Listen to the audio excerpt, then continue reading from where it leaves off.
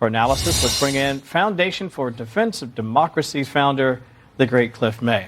I love this story because it's so interesting. We don't get to see this happen as often as perhaps some people might think, but this does happen sometimes in our part of the world where the U.S. sort of weighs in, sometimes directly, sometimes indirectly. What's your sense of what's happening with all this? Well, we got to speculate. It's strategic ambiguity, which is what the president uses a lot. I'm not sure he knows his next step. If you listened to him last night, he said he's sort of made up his mind. I think we also know he's getting various options. Here's my best guess, that right now this is PSYOP, psychological operations. He's telling Maduro, maybe you want to think about retiring, fly fishing. You could take your money with you. There's a way to get out of this. What do you think? Or various generals under him might be saying, I don't need this. I do not want to fight the Americans. Maybe Maduro, maybe his time has come. Those are all possibilities. Now, but there are other possibilities as well. I don't think a land invasion is likely, but you do have special ops in the area. That's right. You could take out Maduro. You could bomb a drug factory. You could bomb a cartel. Anyhow, there's a lot of possibilities here. You know, I'm fascinated by it, and you alluded to the president's comments. I want to play it for the audience and, again, get your reaction on the other side. Listen.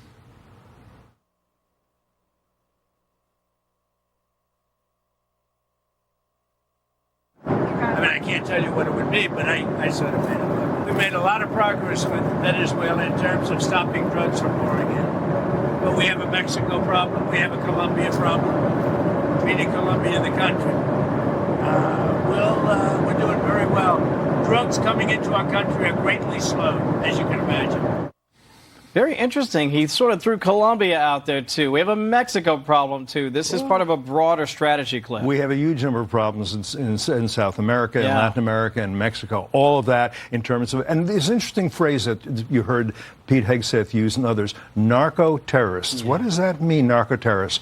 And here's the thing. If you're a narcotics cartel, and by the way, Maduro, who is an illegal dictator in Venezuela and the head of a cartel himself, That's right. been indicted for that, I should say. Yeah.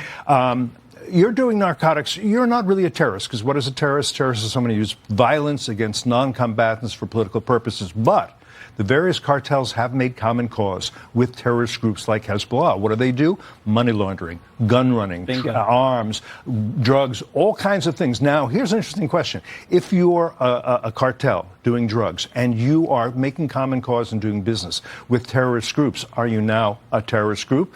I'll find you a lawyer who will make that argument. Absolutely. Let me ask you very quickly, Cliff, 15 seconds or so. We understand that Antifa, which is, I think, by all definitions, a domestic terrorist group. Some certainly feel that way, but maybe there's a legal difference in the way that I see it versus the way a lawyer might see it. However, there also, people are suggesting, an international terror group.